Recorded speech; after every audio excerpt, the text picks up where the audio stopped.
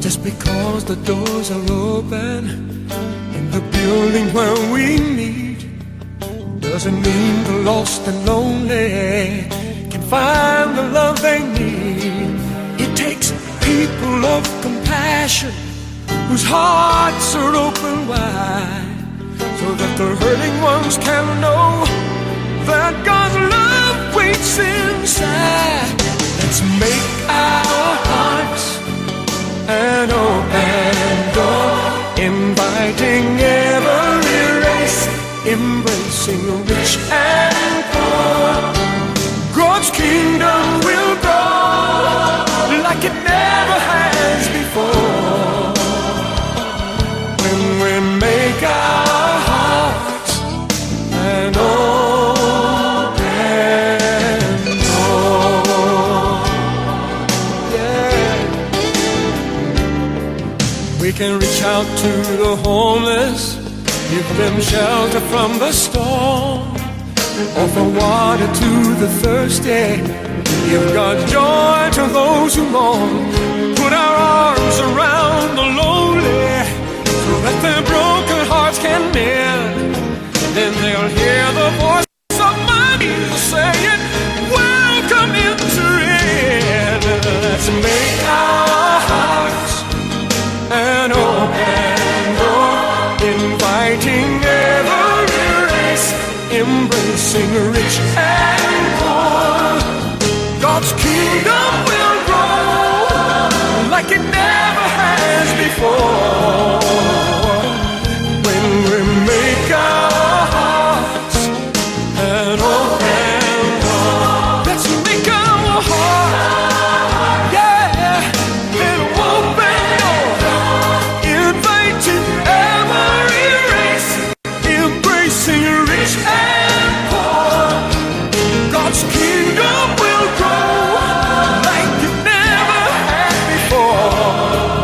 Yes, when we make our hearts an open door. We got to make our hearts, yeah, an open door, inviting every race, embracing rich and poor. God's kingdom will grow like it never has before, when we make our hearts an open door. Everybody, come on and sing now. Make our hearts an open door, inviting every race, embracing rich and poor. God's kingdom will grow like it never has. Yeah, when we make our hearts an open door. Let's make our hearts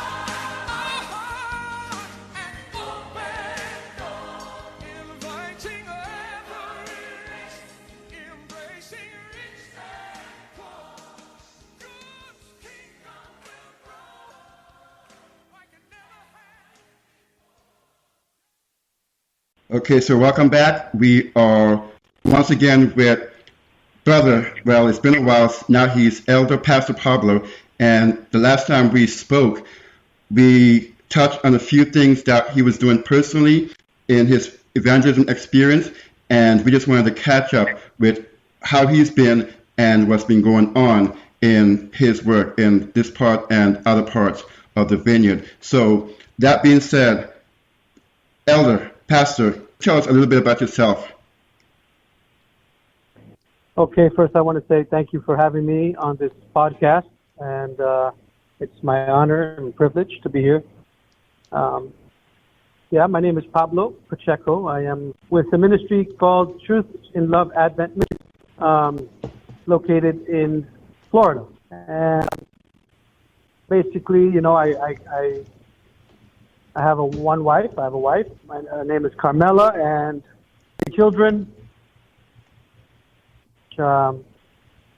And we just, me and Elder Ken Richards, we pretty much pastor the church here in Florida. And due to the current situation, actually, we're having a good ministry effect throughout the whole world, because the Lord has really brought me from a far place. I was in the world very badly and in a dark place.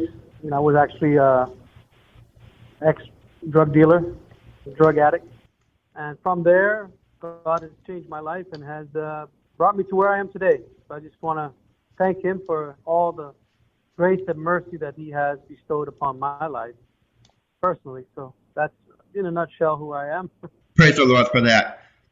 And actually, that last part about what you said is one of the reasons we invited you back, because during this special week, we are actually looking at evangelism and the emphasis being on global outreach. So it is very important that our audience got that perspective of who you are. So like we said, the last time we spoke, you were telling us that you became the point person for ministry in the Philippines. How has that been going, and how has the lockdown affected ministry and work there? You know, actually, just before the lockdown last year, right about March and April, around that time, I actually had tickets to go to the Philippines to go do another camp meeting over there. And due to the, lockdown thing, I had to cancel my tickets and haven't been there since. But the ministry there has still been going strong. They've been pretty much also going through a lot of restrictions there. But the people there are so zealous, they find ways to travel around and still do ministry. Kind of difficult to travel too far and stuff like that there, but in their local areas, God is still using them in a powerful way. So, whatever the devil tries to do, God always uses to further His cause. It's like Satan. Everything Satan does to try to shut down God's cause actually helps to push it forward even faster and even more broad. So the brethren there are still, doing the work that God has called them to do. It may be different, but they're still doing it nonetheless. How has the lockdown affected your ministry, both positive and negative? That's a very good question, because it's both positive and negative. To give you the bad news first, I'd say the way it's impacted us is that we haven't been able to travel to actually, do these camp meetings in different places. I would have liked to have even taken part in some of the ministries, camp meetings that we do in Africa and different places. We haven't been able to really gather together too much. Unfortunately, the mayor of the town in which our church was located has not lifted any restrictions, actually, even to today, in regard to gathering people in the church above the limit of 5 people. So we've been meeting pretty much on Zoom. So that's kind of the other negative thing. But the positives, I think, outweigh the negatives, in the sense that because we've been on Zoom, we've been able to reach a audience without any limit. We've had people all over the country and even outside of our country here, even as far as England, joining us in our Sabbath services and in our weekly devotional meetings in the morning. So that's been a very positive, and it's been awesome that so many people around the world now have been we've been able to reach many people all around the world, and that's been the main positive effect of it all. So like I said, everything that Satan tries to do, it ends up shooting himself in the foot. What are some of the areas in evangelism that you hope to tackle during the current situation and even after restrictions have been lifted? Well, right now, I think that, one of the things that me and my wife are looking forward to, my wife is actually, because of this a lockdown situation and all that, my wife's been actually learning how to play instruments, and she's been studying more. And uh, this whole month, she's been able to do Vespers, and so it is helping me, even and my wife, to come together in the sense that we're being fitted up to do more and more evangelism in different ways, and even as a team. And that's been a real positive thing. And I know a lot of people out there have been talking about how this lockdown situation has made their families come together. God is, bringing me and my wife to a place where we would, where we can work together even in a very powerful way to evangelize. I mean, one of the things that we've done is buy a property in Arizona, and we're actually going to be traveling there in the next month and meeting with some other people there and trying to make contact there. And eventually, whenever the Lord sends us over there, we look at that as a whole new fresh ground, like virgin ground to evangelize.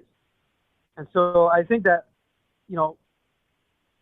because of the things that are happening, a lot of us are going to be spread out eventually, and to evangelize more areas that have not received the advance of the knowledge of the glory of God as seen in the face of Jesus Christ.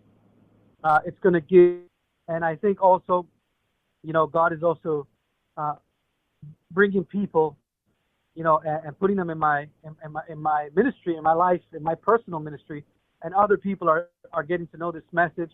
For example, we have a lady in England, and she's learning these messages, and she's, so the messages will spread throughout the world. And Habakkuk chapter 2 verse 14 says that the knowledge of the glory of God will fill the earth as the waters cover the sea.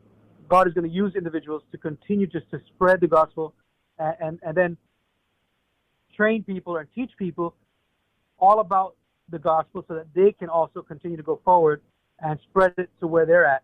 And I think by that type of method, thousands will be converted. Now, we know that your time is precious and limited, so we don't take that for granted. And we just wanted to thank you for taking the time to join us today. Share with our audience anything, something that God has placed in your heart that will be beneficial for them going forward. The floor is yours. God has shown me and has, as I've been sharing, that God has been waiting for us. A lot of us think that we've been waiting for God, but God has actually been waiting for us. And it is when he has, his church ready and made up, and I don't mean, let me tell you something. A lot of people, they understand why it is that God, is waiting for us. But the truth of the matter is, there's been some serious charges made against God. And in order for God to win that galactic court case in which he's being judged, as we read in Revelation chapter 14, verse 7, that the hour of his judgment is come, he will have a people. He will have to present a people the principles of his agape love in their hearts. In other words, the character of Christ will be fully reproduced in his people, and then he will come to claim them as his own. So I would encourage every person to really take that seriously, because being a half-hearted Christian is not going to honor God. It's not going to benefit us seriously in his truth, and we don't allow him to finish the work of sanctification in us, because we know we've been justified by the blood. It doesn't stop justification, sanctification, and then glorification. In order for us to all to be glorified, there has to be a people that God has been able to sanctify. Let us fight against the flesh. Let us not accept the defects of our characters. Let us begin to pray for the mind of Christ so that we will abhor those things that dishonor him and that do not represent him aright. And I would say that that's my greatest counsel to those that are listening in. Thank you very much. As said, we know that it has been our fortune to have you in this slot, and we do not take that for granted.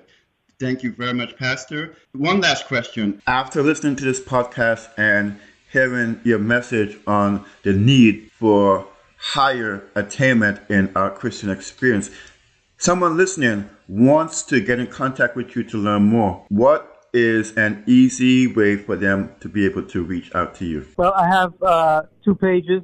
You know, they both are titled with my name. One of them is a YouTube channel, actually. You can look up Pablo Pacheco in the YouTube, YouTube channel. So you can find my channel there. I'm always on Facebook doing ministry there. I have a serious online ministry that I'm very active in every single day. I mean, I think we should utilize every opportunity and every medium that is available to us to spread the gospel as much as we could. So I use Facebook primarily. You can look me up also, Pablo Pacheco Jr. or JR, Send me messages. You can friend me. You can subscribe to my YouTube channel. Click on the notifications icon and all of the messages that I do that are recorded. I always post them on there. And you can also contact me either way. So thank you for having me. May God bless you as you continue to let the Lord use you in the way you're going there with these ministries.